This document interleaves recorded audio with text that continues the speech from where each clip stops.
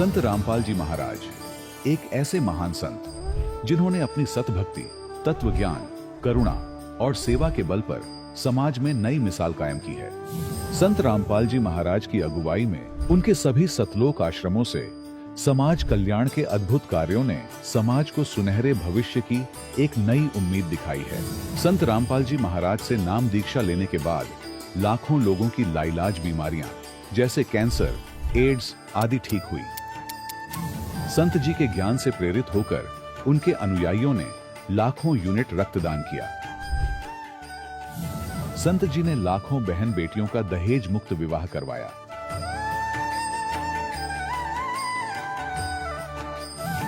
संत जी ने लाखों लोगों का नशा छुड़वाया, करोड़ों उजड़े परिवार बसे।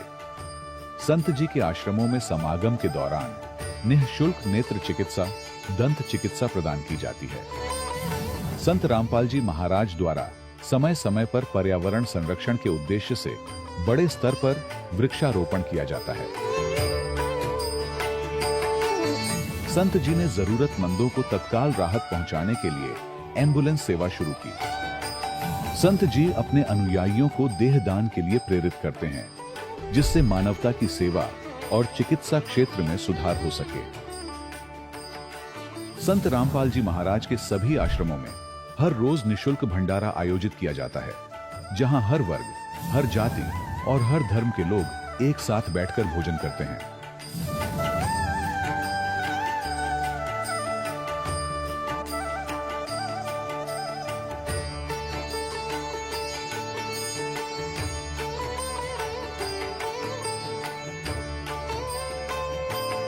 संत रामपाल जी महाराज के आश्रम में हजारों बुजुर्गों को सम्मान और प्यार के साथ जीवन जीने का अवसर मिलता है। उनके खाने, रहने और स्वास्थ्य की पूरी जिम्मेदारी संत रामपाल जी महाराज उठाते हैं। अनाथ बच्चों के लिए संत रामपाल जी महाराज के सभी आश्रम किसी वरदान से कम नहीं। यहाँ उन्हें शिक्षा, संस्कार और भविष्य के लिए बेहतर अवसर प्रदान किए जाते हैं। चाहे बाढ़ हो, भूकंप या महामारी, संत रामपाल जी महाराज और उनके अनुयायी हमेशा ही जरूरतमंदों के लिए सबसे आगे खड़े रहते हैं। कोविड महामारी के दौरान संत रामपाल जी महाराज के आश्रमों से करोड़ों लोगों के लिए भोजन, दवाइयां और जीवन रक्षक सामग्रियां उपलब्ध कराई गई। चाहे गरीब की मदद हो या किसी शोषित और पीड़ित वर्ग के हक और सम्मान की लड़ाई, संत रामपाल जी महाराज ने हमेशा ही उनकी दबी आवाज को सरकारों तक पहुंचाया है और उन्हें उचित न्याय दिलवाने में अहम भूमिका अदा की है। समाज में आध्यात्मिक और सामाजिक मूल्यों के प्रति जागरूकता लाने में संत रामपाल जी महाराज हर कदम पर मानवता के सच्चे सेवक साबित हुए हैं। संत रामपाल जी महाराज का जीवन हमें सिखाता है कि सच्ची सेवा वही है जो निस्वार्थ भाव से की जाए। आइए हम भी इस महान सेवा के कार्य में इस महान संत से जुड़ें और संत रामपाल जी महाराज से नाम दीक्षा लेकर अपने जीवन को धन्य बनाएं।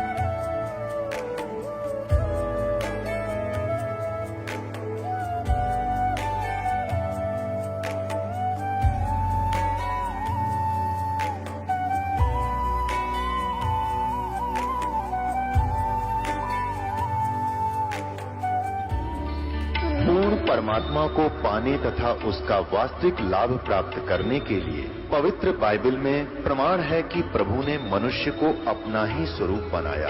6 दिन में सृष्टि रचकर 7वें दिन विश्राम किया।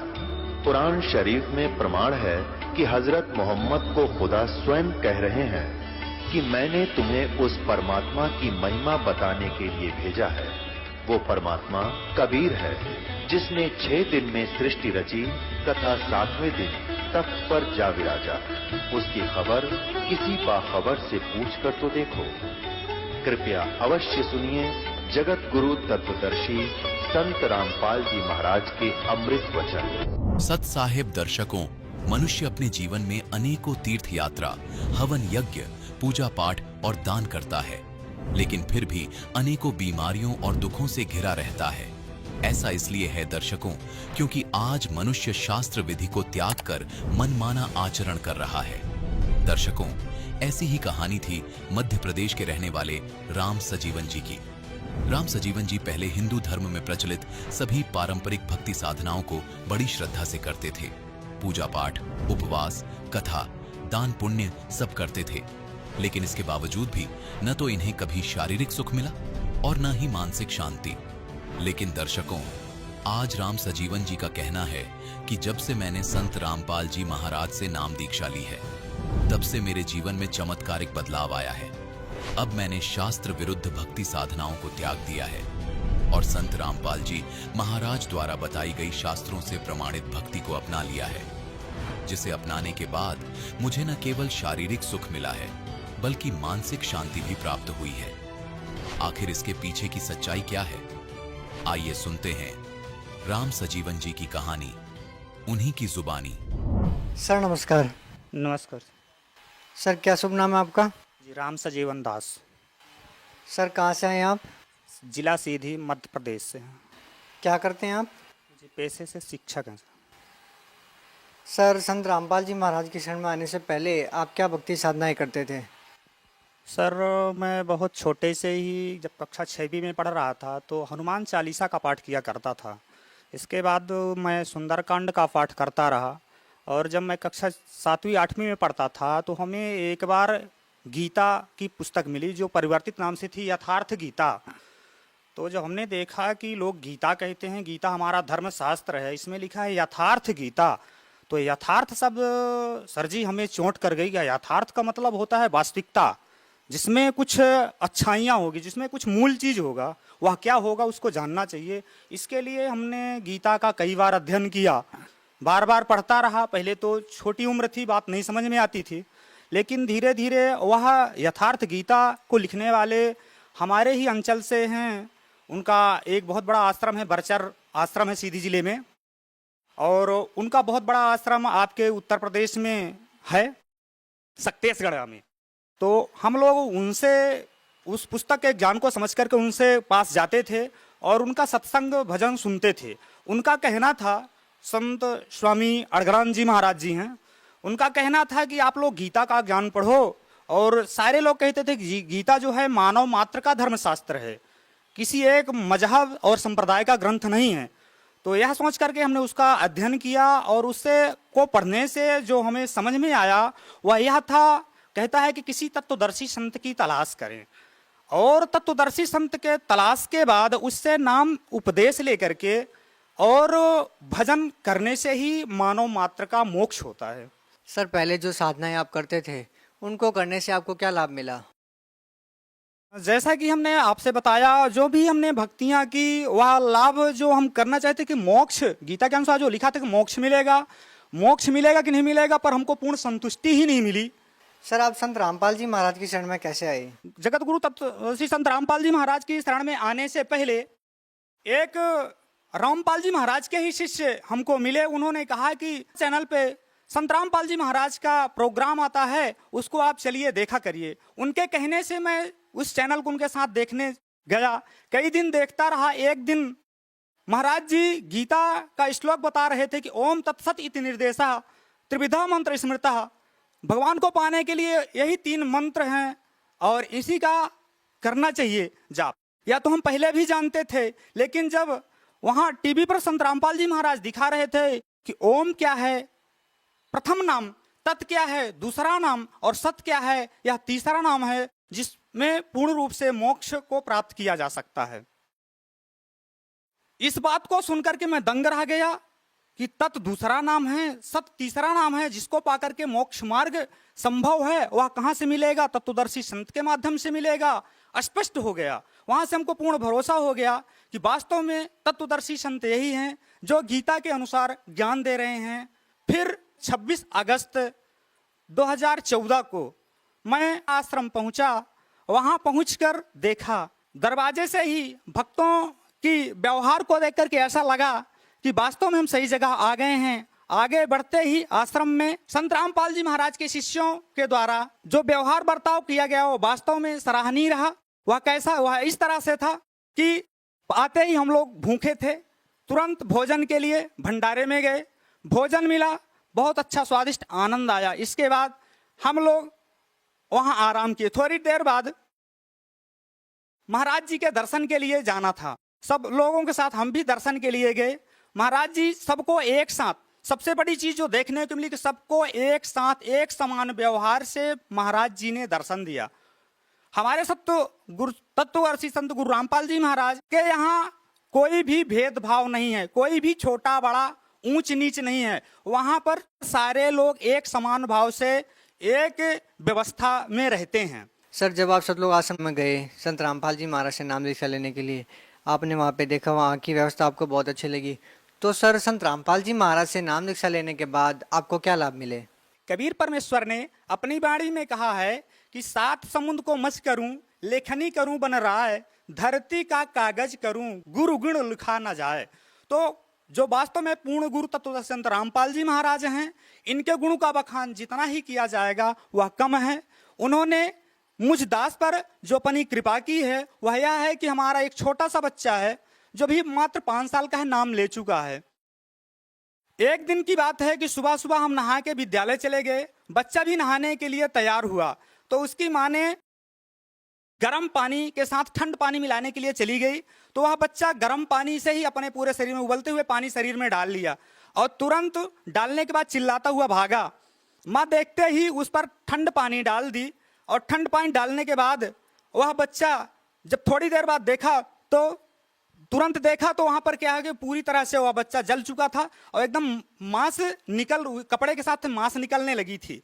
इतना देख करके उसने तुरंत परमात्मा के द्वारा रखा हुआ प्रसाद उसको खिलाया और प्रसाद के साथ में जो परमात्मा अमृत जल देते हैं उसको पिला दिया।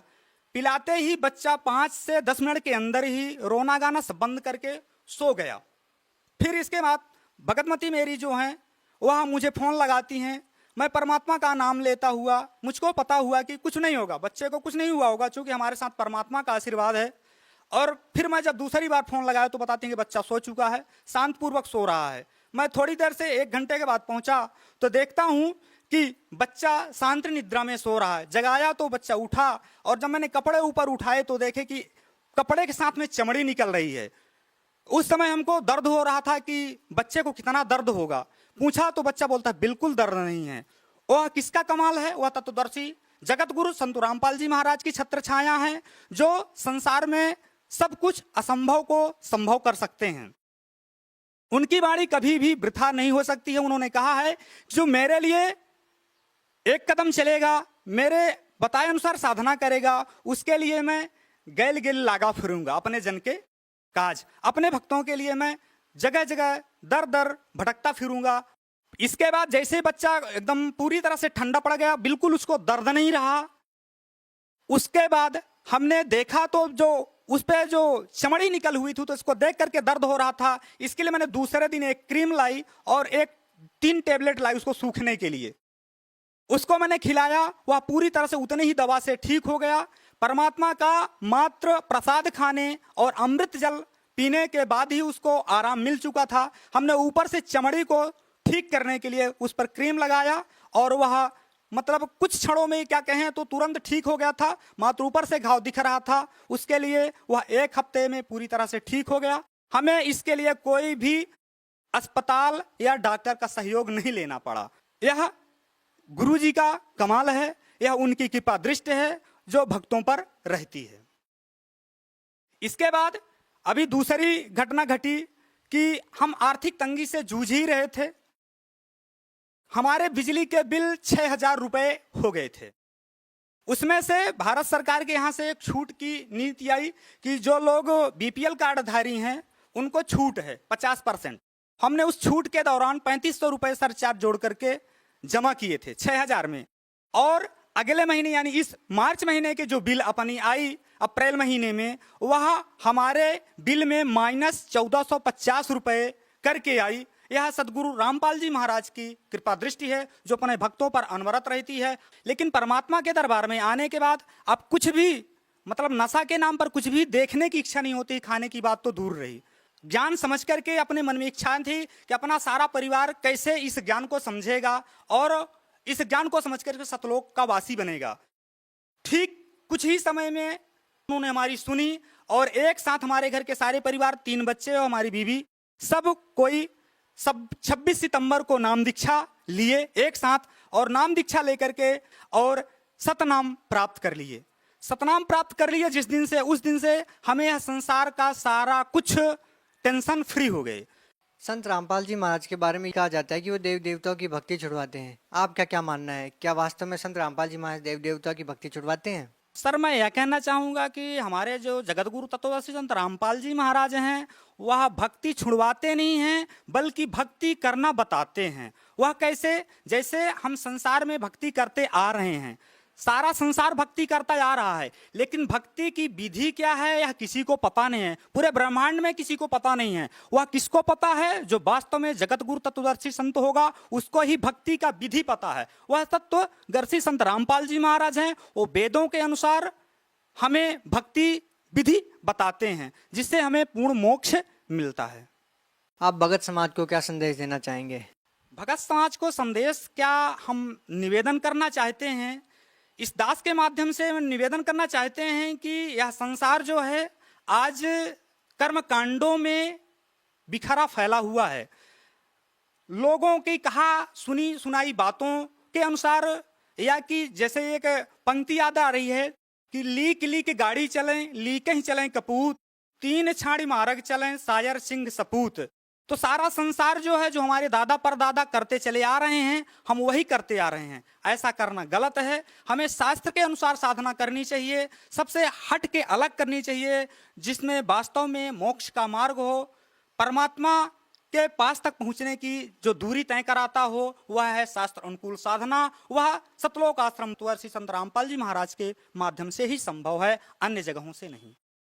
सर, जैसा कि अभी आपने बताया कि सतलोक आश्रम में संत रामपाल जी महाराज से नाम दीक्षा लेने से ही मोक्ष संभव है, तो सर जो साधक संत रामपाल जी महाराज से जुड़ना चाहते हैं, उनसे नाम दीक्षा लेना चाहते हैं, वो उनसे कैसे जुड़ सकते हैं, नाम दीक्षा कैसे ले सकते हैं?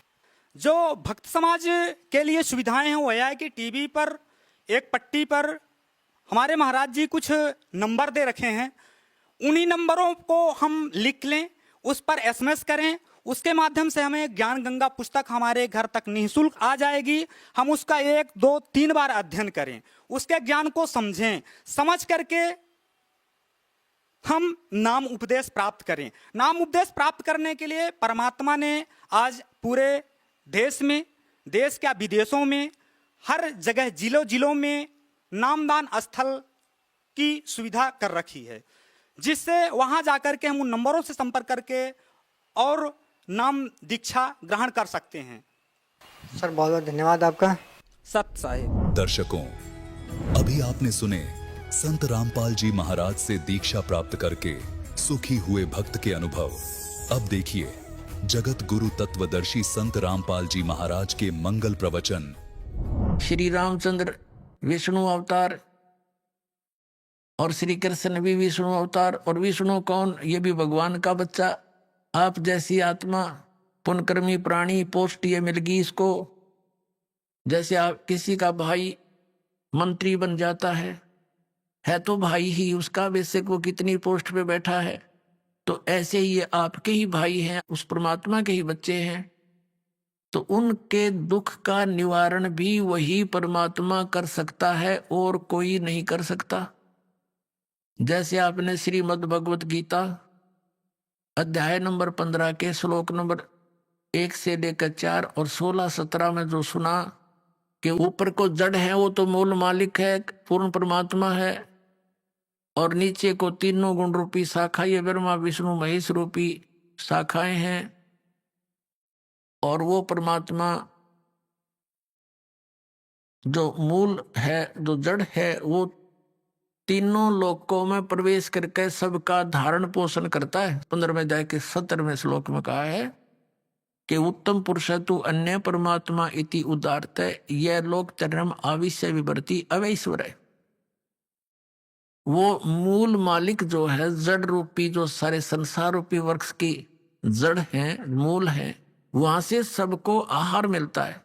तो वो सबका धारण पोषण, यानी जिसकी जिस स्थिति की कोई संकट है और वो परमात्मा ही उसका निवारण करता है। अपने आत्माओं, ये बहुत लंबा इतिहास है, कई दिनों में आपका समझ में आओगा। सबसे पहले जब परमात्मा आए थे और इस काल से वहां ऊपर मिले थे, इनका उसने विवाद बहुत किया था। फिर समर्थ के सामने वो नतमस्तक हो गया था। इसने कुछ वरदान मांगा था। एक तो ये मांगा था कि आप अपना ज्ञान देकर अपने शरण में लेना, जबरदस्ती ना करना। दूसरा ये कहा था कि 3 युगों में जीव कम ले जाना, चौथा युग जब कलयुग आवे तब तो शरण जीव बहु जावे। ऐसा वचन हर मोह दीजिए, तब संसार गमन तुम कीजिए। और वचन ये मांगा था उसने तीसरा कि ऐसे मेरा पुत्र विष्णु श्री राम रूप में त्रेता युग में जाएगा, उसके साथ उसके प्रारब्ध में ऐसे संकट हैं और इस काल को पता है, उसको मैं टाल नहीं सकता। आप वो समुद्र पर पुल नहीं बनेगा, वो पुल बनवाना। परमात्मा ने कहा ठीक है, और बता भिखारी। फिर कहा कि ऐसे ऐसे श्री कृष्ण रूप में मेरा पुत्र जाएगा और वो एक जगन्नाथ नाम से, क्योंकि बालक तो अपने हिसाब से करते, जगन्नाथ नाम से एक पुरी के अंदर एक मंदिर बनवाना चाहेगा और समुद्र उसने बन नहीं देगा, आप वहां उसकी रक्षा करना। परमात्मा ने कहा था ठीक है, और बोल। तो इस परमात्मा, कबीर परमात्मा से इस काल ने ये वरदान मांगा था, प्रार्थना की थी कि आप मेरे उस बच्चे की, ये काल के पुत्र है विष्णु, इस संकट से रक्षा करना। तब परमात्मा उस वचन अनुसार वहां पहुंचे। वैसे तो उन्होंने व्यवस्था कर ही दी थी, नल नील भेज दिए थे कि आप पर काम चल जाएगा इनका, जो ये नियमित रहेंगे तो ये पत्थर रख देंगे, ये पार हो जाएंगे, लेकिन वो भी फेल हो गए। अब क्या हुआ, परमात्मा वहां पहुंचे। नल और नील ने कहा कि वो आगे गुरुदेव, वो आगे गुरुजी। अब सबकी दृष्टि गई, एक ऋषि आते दिखाई दिए। निकट आए जब श्री राम और लक्ष्मण ने उनके चरण लिए, हनुमान सब ने चरण लिए। तब परमात्मा से श्री राम ने कहा कि हम बहुत संकट में हैं, मैं राजा दशरथ का पुत्र हूं, ऐसे ऐसे रावण ने मेरी पत्नी उठा ली है और समुद्र के ऊपर से हमने सेना ले जानी पड़ेगी। ऋषि जी, जब आप अपने शिष्यों को इतनी पावर दे सकते हो, आप तो समर्थ हो, हम पर दया करो। आज आपके इन बच्चों के, आपके शिष्यों के हाथ में वो शक्ति रही नहीं। परमात्मा ने कहा अब इनके हाथ में रहेगी भी नहीं, क्योंकि इन्होंने आज एक भयंकर गलती कर ली, अपने आप में प्रभु मान लिया, भगवान को भूल गए ये। तब श्री राम ने कहा भगवान अब मेरा क्या होगा। तब परमात्मा ने कहा कि ठीक है, करता हूं व्यवस्था। एक डंडी ले रखी थी परमात्मा ने, डोगा सोटी, कहा कि मैं ये रेखा लगाता जाऊंगा इस पहाड़ के चारों ओर, एक रेखा खींचूंगा, इसके बीच बीच के पत्थर बिल्कुल हल्के हो जाएंगे, जहां रखोगे वहीं रखे रहेंगे, पानी में डूबेंगे नहीं, कितना वजन रख लेना। अब परमात्मा ने क्या किया, एक सोटी लेकर उस एक बहुत बड़े पर्वत के चारों ओर से घुमा दी, जो उसके निकट ही था। और परमात्मा ने कहा कि उठाओ पहाड़ और पत्थर और प्रयोग करो। अब नल और नील ये शिल्पकार भी थे, राज थे, मिस्त्री भी थे। ये उन पत्थरों को छोल छाल के और फिर सेट करना भी जानते थे। अब क्या हुआ, वो पत्थर उठा के लाए, देखा रख के, इतना भारा पत्थर ऊट पटांग सा और रख दिया, वो भी ना डूबया, ऐसे तरह ऊपरे रखा हुआ नौकर। तो सबको विश्वास हो गया कि बन गई बात। अपन आत्माओं, अनुमान जैसे हमारे ये अध्यात्म मार्ग में आप कति जीरो हो चुके हो, और दास भी उसी स्थिति में था। अब दास को सतगुरु मिल गए, कहते पीछे लगा जाऊं था मैं लोक वेद के साथ, रास्ते में सतगुरु मिल गए, दीपक दे दिया हाथ। अब ये इतना बड़ा अध्यात्म मार्ग है कि जैसे हम सत साहेब बोलते हैं और पहले राम राम बोलते थे, इसका कारण क्या था? ये मंत्र जाप करने का नहीं था, ये केवल याद दिलाने का होता है कि भाई इस संसार में भगवान बिना कुछ नहीं, और जो गुरुजी ने मंत्र दे रखा है उसकी भूल ना पड़े। जैसे आप देखा करते, अब तो यह बात बिगड़ती जा रही है, नास्तिक होने जा रहा है पूरा मानव समाज, काल का दाव लग गया था। तो पहले हम देखते थे जैसे सुबह या कभी घूमने फ्रेश होने जाते थे, आने जाने वाले मिलते थे, एक दूसरे को राम राम राम राम चाचा, वो 3-4 बार बोला करता राम राम भाई, राम राम राम, हाँ राम राम। अब ये तो एक औपचारिकता बन गई थी, लेकिन ये स्टार्ट कहाँ से हुई थी? ये ऐसे होता है कि ये मंत्र जो गुरुजी देते हैं, ये अपने मुख से दूसरे को बोलकर सुनाना नहीं होता, नहीं तो फिर उसको सुनाने से आप उसके गुरु बन गए, आपकी भक्ति नाश होनी शुरू हो जाएगी। तो इसलिए उसको ये भी नहीं कह सकते कि आप इस मंत्र का जाप करा करो, गुरुजी ने बता रखा है। गुरु जैसे प्रत्येक व्यक्ति को सलाह दी जाती है कि प्रतिदिन भगवान को याद करो, मंत्र का जाप करो, भूल ना पड़े, संसारिक कामों में भूल ना पड़नी चाहिए, भगवान को याद रखा करो। तो एक नियम बना रखा था गुरुओं ने कि अभी ये कोड वर्ड है, और रास्ते में जब कोई संसारिक विचारों में ग्रस्त व्यक्ति आ रहा हो और उसको बोल दिया जाए कि राम राम भाई, तो वो समझ जाता था कि ये क्या कहना चाहता है, कि ये न्यू कह है भगवान बजले, गुरुजी ने जो मंत्र दे रखा उसका जाप कर, ये संसारिक उलझेड़ों में मत पड़ तू, यही भगवान का नाम ही इन संकटों से जो विचार तू कर रहा है इनसे निवारण करेगा। तो वो भूल पड़ी हुई उसके चेतन हो जाता था, और कुछ देर तक वो फिर उस मंत्र को जाप करता हुआ सफर में चलता रहता था। फिर कोई भूल पड़ती थी, आगे दूसरा टकरा जाता, राम राम भाई, हाँ राम राम राम राम। उनका उद्देश्य ये होता था कि मंत्र न याद रखियो, भूल ना पड़ जाए इस मंत्र की। तो पहले राम नाम कोई जाप का नहीं था, केवल ओम नाम देते थे ऋषि, दैट्स ऑल। और उसको गुप्त रखना इसलिए अनिवार्य था कि तुम किसी को बताना नहीं तो तुम गुरु बन गए, तुम्हारा फिर काम बिगड़ गया, तुम अधिकारी हो नहीं, दोनों चौड़ चपट। तो और याद दिलाते रहना एक दूसरे को। इस राम शब्द जब ये बोल रहे हैं तो ये समझ लेना, ये कहना चाह रहा है कि भगवान का वो मंत्र गुरु जी का याद कर, जाप करा करो, इस भगवान बिना संसार में कुछ नहीं है। तो ऐसे हम सत साहेब बोलते हैं। सत माने अविनाशी, साहेब माने राम। अविनाशी राम के हमारा जो परमात्मा है वो अविनाशी राम है, और उसका मंत्र, उसके पाने का ये जो विधि है, इसको याद रखो, भक्ति करा करो, सत साहेब जी, सत साहेब। हाँ, मतलब उस समय आपको ये याद हो कि आप भाई भगवान बिना हमारा कोई नहीं है, और सचमुच ये कबीर साहब सच्चे परमात्मा अमर भगवान है, और जो मंत्र उनको दिया है वहां जाने का वो जाप ही सहयोगी है, उसकी भूल ना पड़े, ये होता था। तो ऐसे हनुमान जी क्या करते थे, वो नाम तो और ही जाप करते थे, क्योंकि वो कई दिन का प्रोजेक्ट था, कौन सा एक दिन में बन गया था वो पुल। तो वो क्या करता था, वहां से अच्छा पहलवान था वो, और शक्तिशाली था, सबसे बड़ा पत्थर उठा हुआ था, और उससे पहले उसके ऊपर मोटे अक्षरों में राम लिख देता और लेकर चल पड़े था। दूर तक लाना पड़ा था, 5-7 किलोमीटर तक।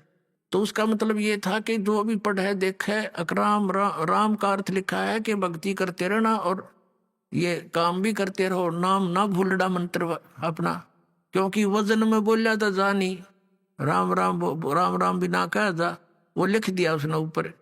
और आवश्यकता ये थी एक आदमी अपने से अधिक पत्थर लेकर चलेगा तब ये पुल बनेगा, तो वो लिख कर चल पड़ा था पहलवान। और देखने वाले ने सोचा, देख लेते हाँ भी राम मंत्र भी याद करते रहो और ये काम भी करो।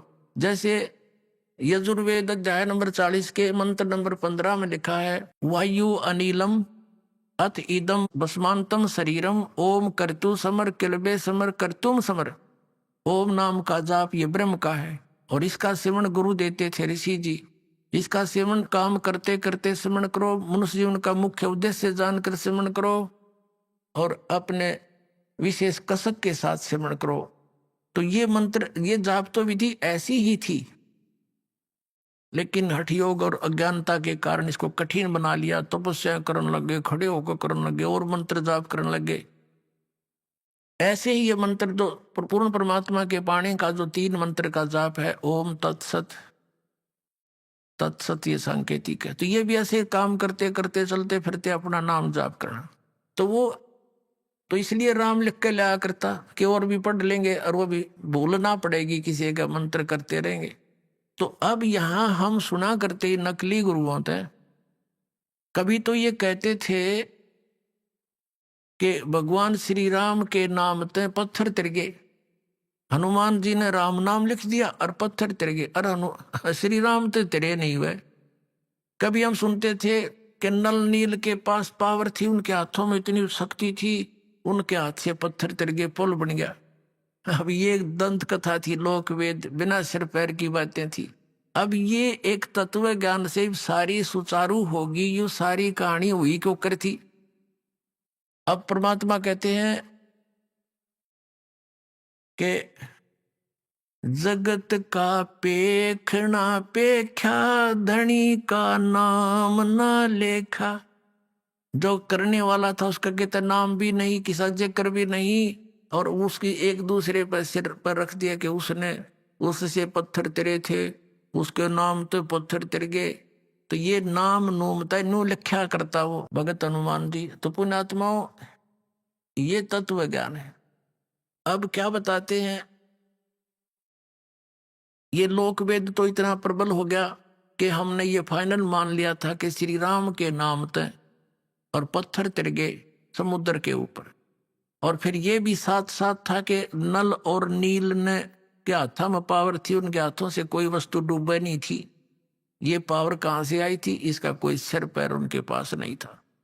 अब नल और नील का सहयोग था, वो शिल्पकार थे, यानी वो राज थे, मिस्त्री थे, और उन्हें जोड़ तोड़ कर उन्हें फिर भी रखा था, उन्हें सहयोग दिया था। उनके हाथों में पावर नहीं थी, वो पत्थर ही हल्के कर दिए थे उस परम पिता ने, उस भगत के यानी श्री रामचंद्र जी के उस संकट का निवारण करने के लिए।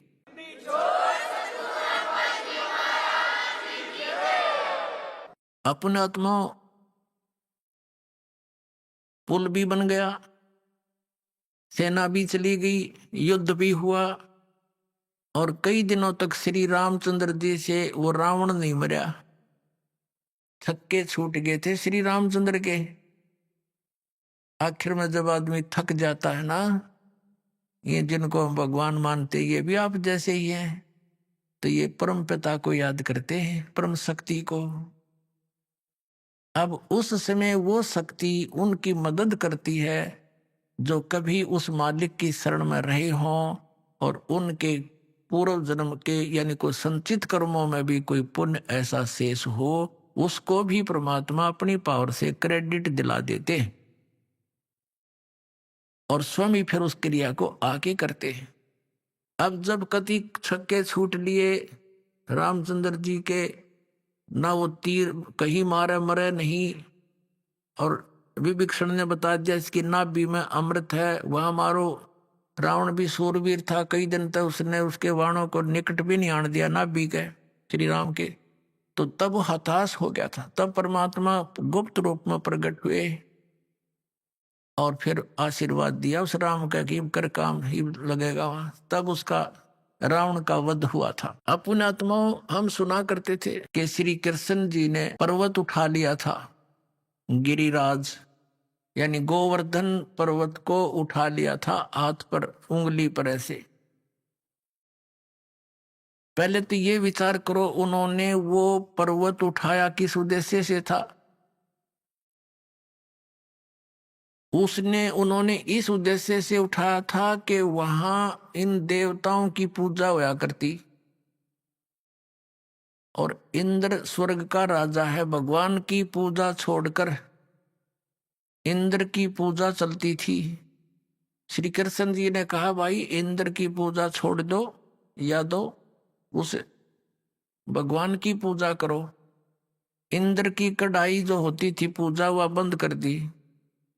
देवराज इंद्र एक समझ लो स्वर्ग का राजा, और उसके अंतर्गत ये सब नहर विभाग सिंचाई विभाग भी आता है, यानी वर्षा करना।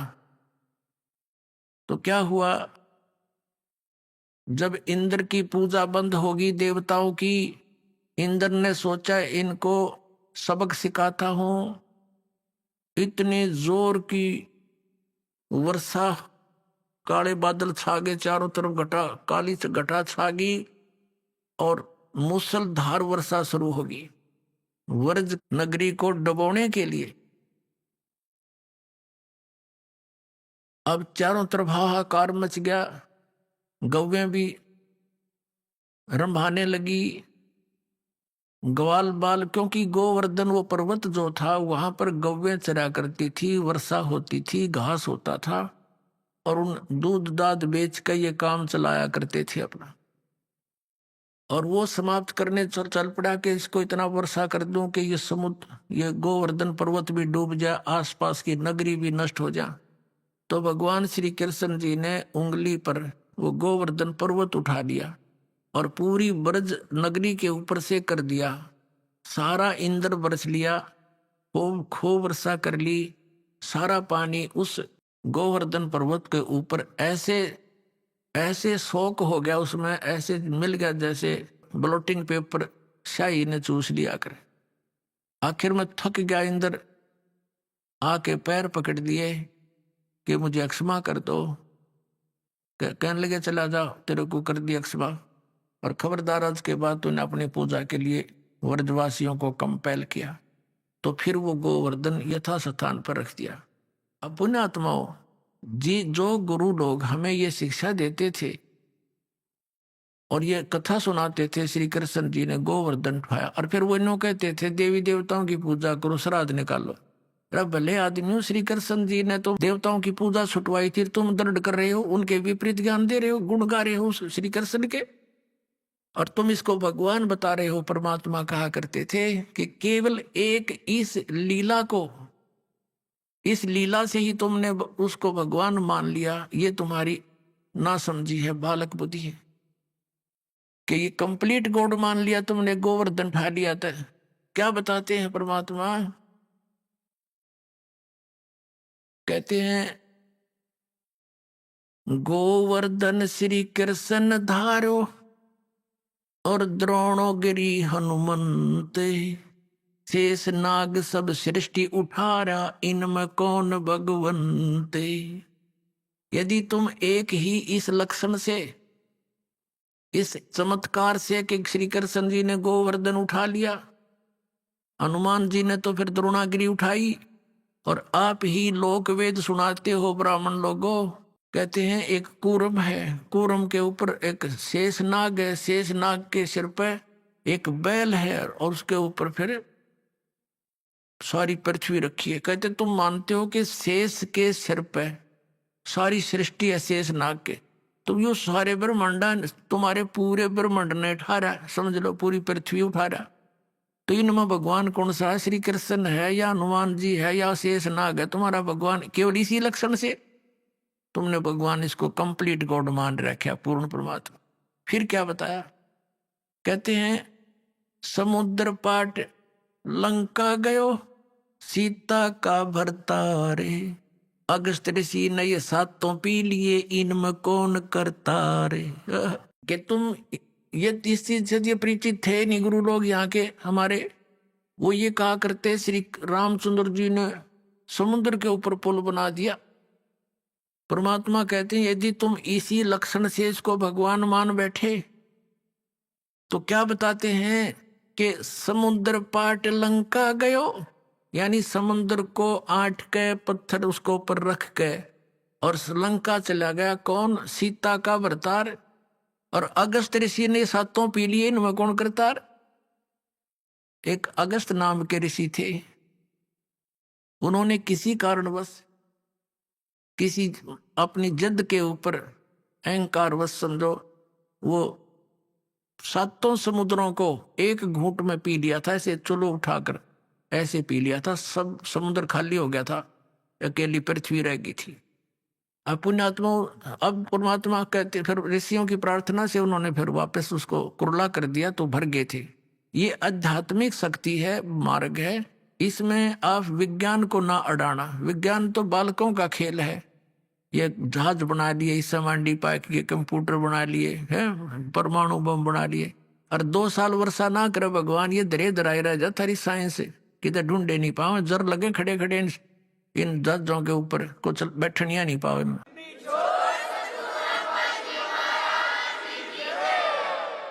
तो परमात्मा कहते हैं फिर इनमें भगवान कौन भाई? अगस्त ऋषि ने तो 7 समुद्र पी लिए थे, तुम एक पत्थर धर के पार हो गया तुम्हारा श्री राम, तुम उसने भगवान मान बैठे, लेकिन तुमने पता नहीं वो पुल, वो पत्थर भी कैसे तरे थे, उसको तो मानने को तैयार ही नहीं। पर परमात्मा ने ये तरीका अपनाया हमारे अज्ञान को हटाने के लिए। श्री रामायण के अंदर एक कथा आती है कि जिस समय श्री रामचंद्र और पूरी सेना एक नाग फांस में आ गई थी, एक सिद्धि से लड़ाई होती थी, तो एक ऋषि ने एक नाग फांस यंत्र होता, वो था हथियार, तो उसके अंदर एक सिद्धि होती है, वो अनेकों नाग बन जाते हैं, उसमें से नूरे सांप निकलाए, और उन्होंने सारी सेना को जो लड़ने को तैयार हो रही थी ज्यों की त्यों लपेटे लाकर बांध दी, जैसे रस्से तो बांध दिया करे। और सारे खड़े भगवान राम वीर लक्ष्मण भी नो कति जैसे ईख बांध दिया करे, नो पूरी सी खड़ी जगह जगह, और कोई सा टसमस हो नहीं पा रहा। अब 2 मिनट पाछे उसकी गर्दन काट देते सारे, सबको खड़े खड़े आओ तो विवश हो चुके थे। कहते हैं जब श्री राम ने याद किया गरुड़ को, गरुड़ आया, पक्षी है कि उसने उन नागों को काटा, मार दिया, और तब वो रामचंद्र जी बंधन मुक्त हुए। हाँ, परमात्मा हमें समझाया करते थे। कबीर भगवान कहते हैं, परमात्मा कहा करते थे कि काटे बंधन विपत में, भाई कठिन कियो संग्राम में, चिन्हो रे नर प्राणिया, ये गरुड़ बड़ो अक तुमरो राम। अब परमात्मा कहा करते, काटे बंधन विपत में, कठिन कियो संग्राम, और चिन्हो रे नर प्राणिया, यो गरुड़ बड़ा अक तुम्हारा राम। ये कौन सा भगवान है इनमें बताइए? वो तो बंदा खड़ा थारा भगवान, तो और गरुड़ नाक उसकी सहयोग करी, तो कौन सा परमात्मा तो इसमें? तो इस तरह के तर्क देकर भगवान ने खूब समझाना चाहा कबीर परमात्मा ने, पर हमारी बुद्धि पर पत्थर डाल रखे थे इन अज्ञानी ऋषियों ने। अपने आत्माओं, ये त्रेता युग में जो भगवान आए परमात्मा, ऐसी लीलाएं की, बहुत सी पुण्यात्माओं को मिले। सुंदर विजय भाट का जो परिवार था वो पार किया, मंदोदरी पार हुई। पुण्यात्माओं, एक विचारणीय विषय है यहाँ पर। परमेश्वर के सूक्ष्म वेद में अपनी द्वारा वर्णित उस सुचिदानंद घन ब्रह्म वाणी में, कबीर वाणी में कहा है, जय तन राजपाट भी चाहिए हमारा धर ले ध्यान।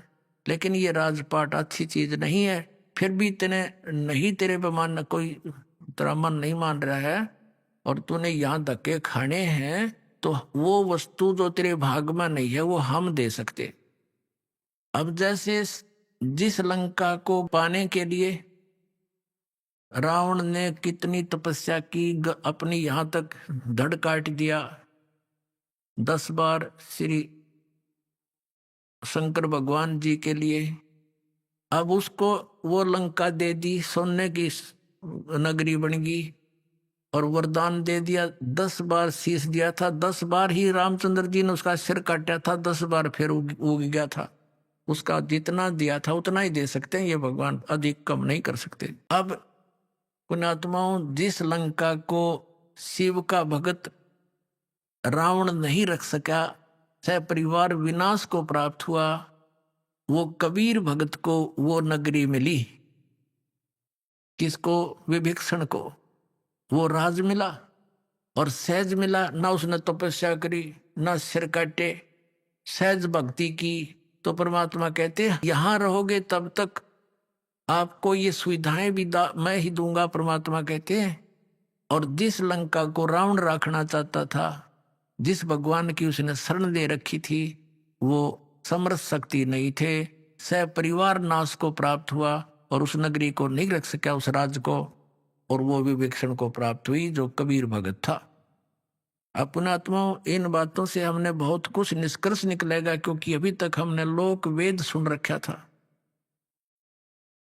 हमने ज्ञान नहीं सुना था।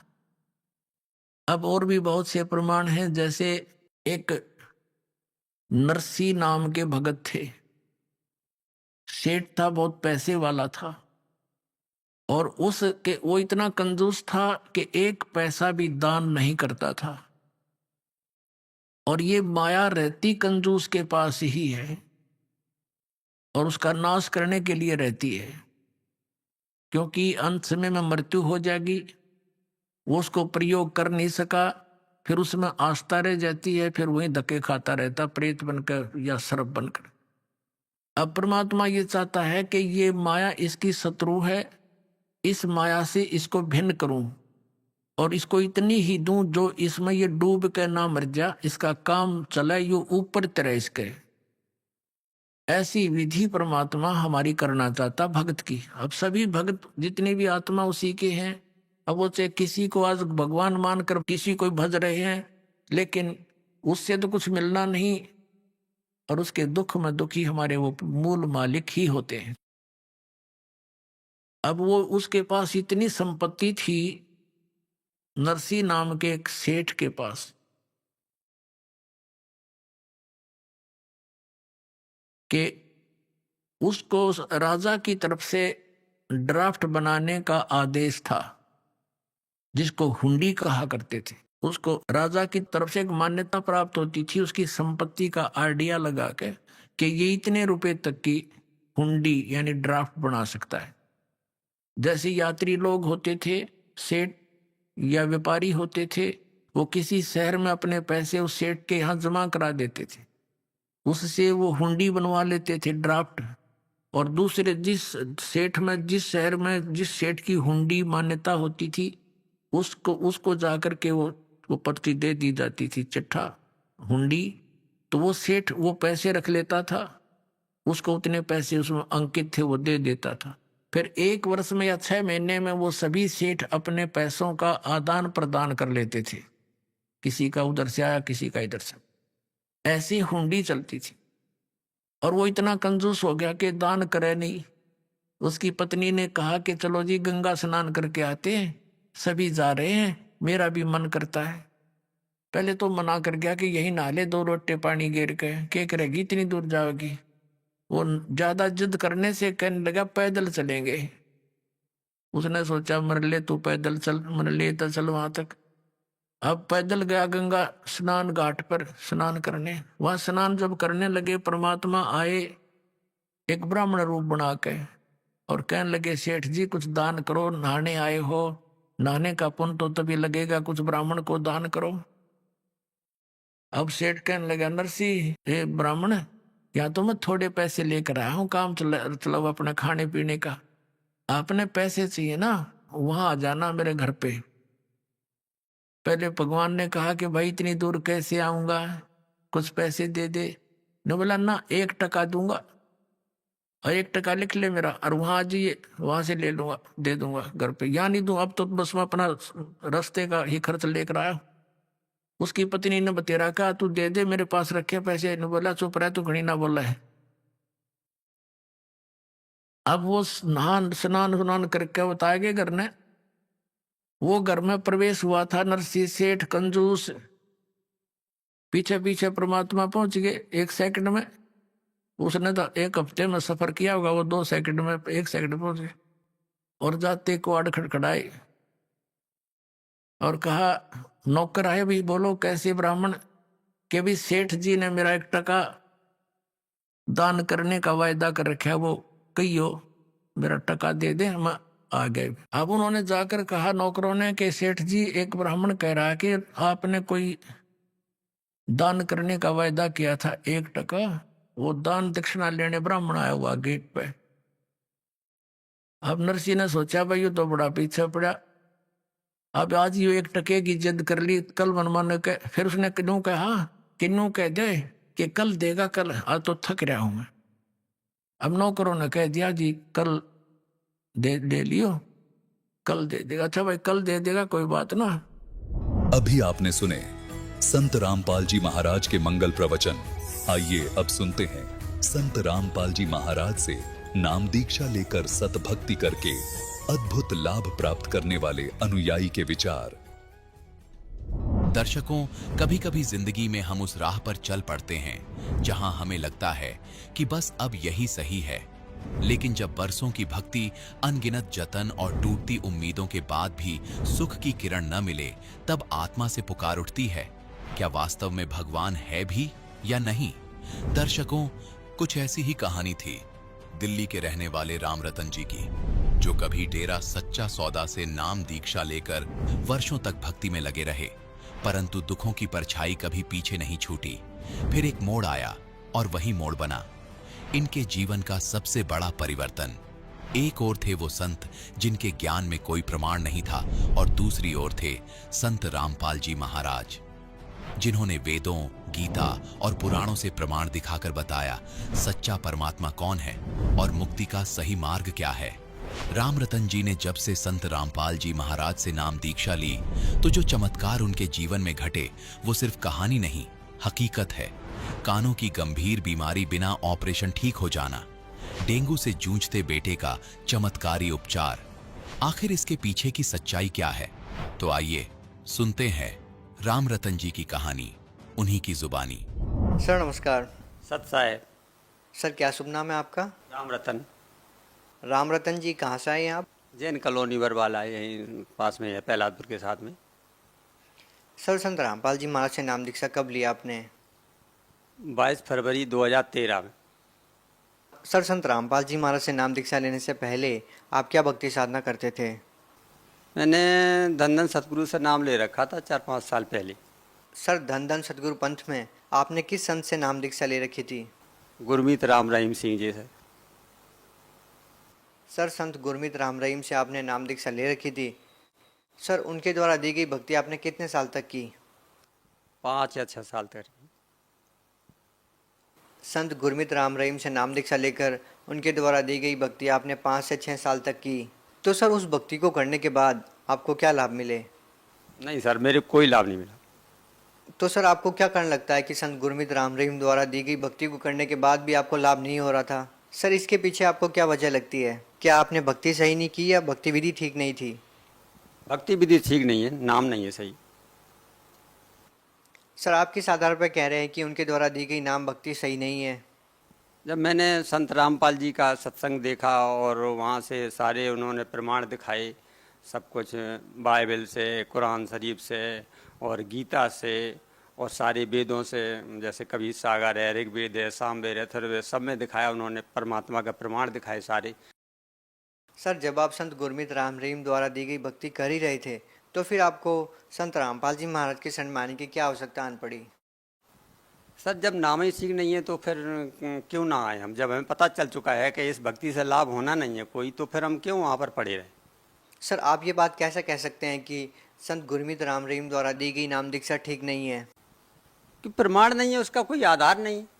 आधार हो तब तो हम मान लिया जाए कि हाँ भाई ठीक है ये भक्ति। जब हमारे संत रामपाल जी हमारे सारे आधार दिखा रहे हैं, मतलब एक तो परमात्मा कौन है, कैसा है, किसको मिला है और उसका प्रमाण कहाँ है, सारे के सारे प्रमाण दिखा रहे हैं, खोल के दिखा रहे हैं टीवी पे, तो फिर हम उसको मानेंगे। जब यहाँ किसी तरह का प्रमाण ही नहीं है तो फिर उसका वो भक्ति करने का फायदा क्या है? सर संत रामपाल जी महाराज से जो भी नाम दीक्षा लेता है उनको कोई ना कोई लाभ जरूर होता है। सर संत रामपाल जी महाराज से नाम दीक्षा लेने के बाद आपको क्या लाभ मिले? जब 2013 में मैंने नाम लिया तो हमारे भक्तमती के कानों में परदाम छेद थे दोनों में। तो मैंने यहाँ प्रशांत विहार में एक आनंद डॉक्टर है, उसके यहाँ दिखाया। तो उन्होंने कहा कि 15,000 रुपये लगेंगे, इसके ऑपरेशन होगा कान का, पहले दवा चलेगी, फिर कुछ ठीक होगा तो उसके बाद में फिर हम इसका ऑपरेशन करेंगे। मालिक से प्रार्थना करो और आपके कान ठीक हो जाएंगे। लाइन में लग के वहाँ पर वो आशीर्वाद देते हैं मालिक। तो लाइन में लगी भगतमती, उन्होंने कहा कि मालिक हमारे कानों में ऐसी ऐसी परेशानी है और दया करो दाता।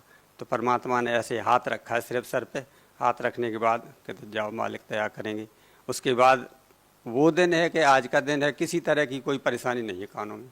मैंने फिर दोबारा जाके वहाँ दिखाया ही नहीं बिल्कुल, और ठीक है। और क्या लाभ मिले सर? और हमारा एक लड़का है 22-23 साल का, फिर उसको डेंगू हो गया। डेंगू हुआ तो 6 बोतल उसको खून की लग गई और बिल्कुल आराम न मिला। पेट ऐसे दुख रहा था ऐसे करके, और बहुत ज़्यादा परेशानी हुई। तो सुबह सुबह का वक्त था, तो बहुत ज़्यादा वो रोने लगा लड़का, और हमें भी आंसू निकल आए हमारे भी। तो हमने कहा बेटा मैं आपसे प्रार्थना करता हूँ कि आप परमात्मा की शरण में जाओ तो ज़्यादा अच्छा है। तो मैं परमात्मा से प्रार्थना कर सकता हूँ कि आपका ये रोग परमात्मा हर लें। तो बच्चे ने कहा कि चलो पापा मैं ले लूँगा नाम। तो फिर मैंने परमात्मा से प्रार्थना की कि दाता आपका बच्चा है जी मालिक, और इस पर दया करो परमात्मा।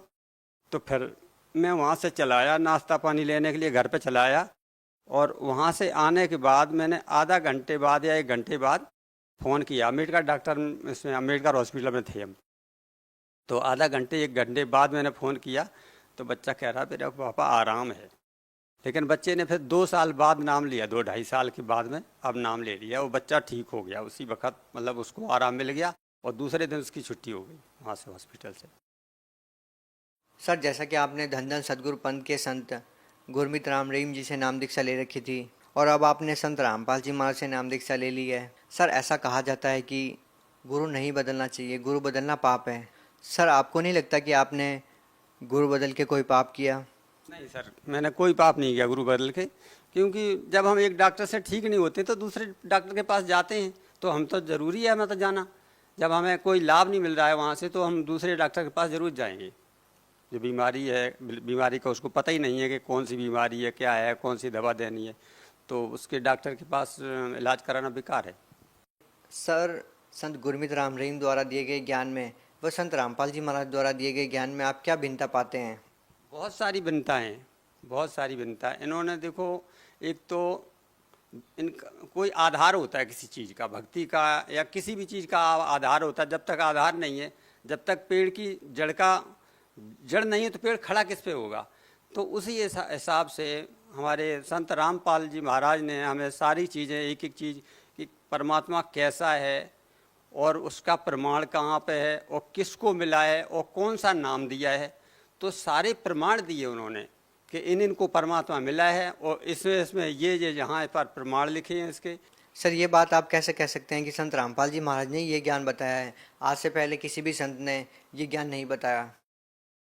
मैं वेदों के सारे आधार पर कह सकता हूँ कि सारे प्रमाण दिए उन्होंने। रामपाल जी महाराज ने अपनी तरफ से कोई बात नहीं कही एक भी। वो तो साफ साफ दिखाते हैं कि तुम्हारे वेद क्या कह रहे हैं, ये क्या कह रहे हैं, जो साधना तुम कर रहे हैं इसमें कहाँ लिखा है कि ये साधना करो। और वो जो साधना कर रहे हैं, हम जो कर रहे हैं, हमें करवा रहे हैं, वो सब वेदों में प्रमाणित है।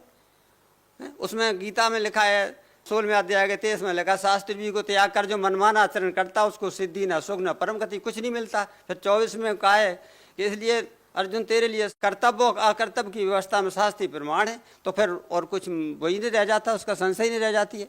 सर जो लोग आज भी धन धन सदगुरु व संत गुरमीत राम रहीम से जुड़े हुए हैं, उन लोगों को आप क्या संदेश देना चाहेंगे? मैं तो ये कहूँगा कि भाई, मैं तो हाथ जोड़ के संदेश क्या दूँ, मैं तो हाथ जोड़ के प्रार्थना ही कर सकता हूँ कि विश्व में कहीं ठिकाना नहीं है। यही मार्ग है यहाँ पर जाने का, सतमार्ग ये है। इसको अपनाओगे तो ही कल्याण होगा, वरना कल्याण होना असंभव है। सर आप भगत समाज को क्या संदेश देना चाहते हैं?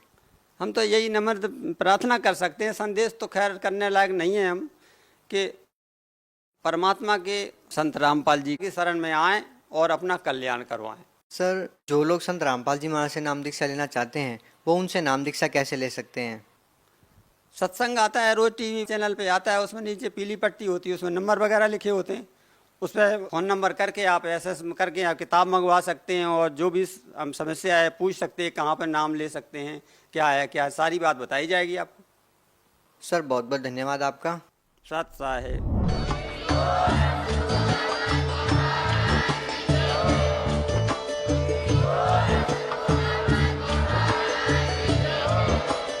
आप सुन रहे थे जगत गुरु तत्वदर्शी संत रामपाल जी महाराज जी के मंगल प्रवचन। अधिक जानकारी के लिए विजिट कीजिए हमारी वेबसाइट www.jagatgururampalji.org। संत रामपाल जी महाराज जी के शुभ आशीर्वाद से पूरे विश्व भर में 500 से भी ज्यादा नाम दीक्षा केंद्र हैं, जिन पर संत रामपाल जी महाराज जी द्वारा ऑनलाइन निशुल्क नाम दीक्षा दी जा रही है। अपने नजदीकी नाम दीक्षा केंद्र का पता करने के लिए संपर्क करें 8222880541।